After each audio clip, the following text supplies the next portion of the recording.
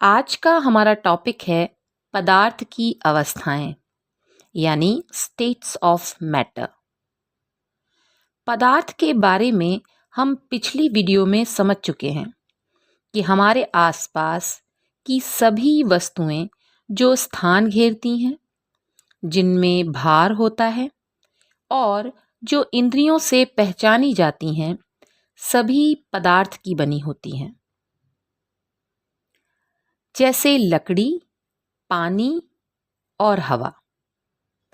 लेकिन लकड़ी, पानी और हवा की अलग अलग अवस्थाओं को देखकर सवाल ये उठता है कि क्या पदार्थ कई अवस्थाओं में पाया जाता है?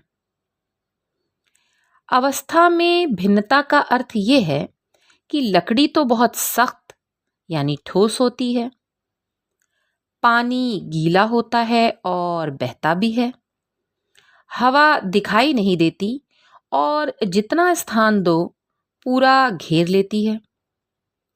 इससे ये पता चलता है कि पदार्थ की 3 अवस्थाएं होती हैं, जिन्हें हम ठोस, द्रव और गैस के नाम से जानते हैं।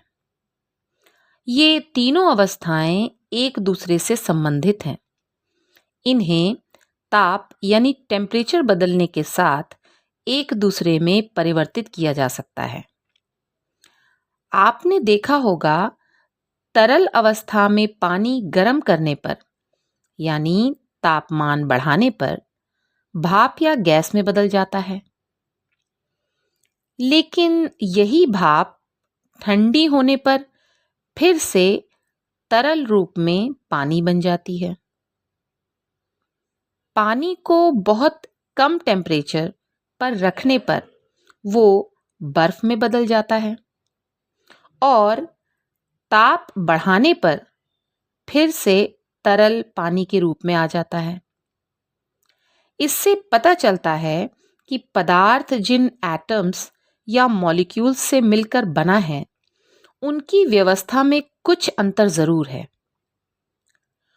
ठोस अवस्था में एटम्स या मॉलिक्यूल्स एक दूसरे से इतने पास होते हैं कि उनके बीच का स्थान बहुत कम होता है। इसलिए ठोस पदार्थ की बनी वस्तु सख्त यानी सॉलिड होती है। द्रव अवस्था में एटम्स या मॉलिक्यूल्स एक दूसरे से थोड़ी दूरी पर होते हैं। इसलिए द्रव पदार्थ की बनी वस्तु फैलती है। गैस अवस्था में एटम्स या मॉलिक्यूल्स एक दूसरे से बहुत ज़्यादा दूरी पर होते हैं, जिसके कारण वो जगह मिलने पर और दूर हो जाते हैं।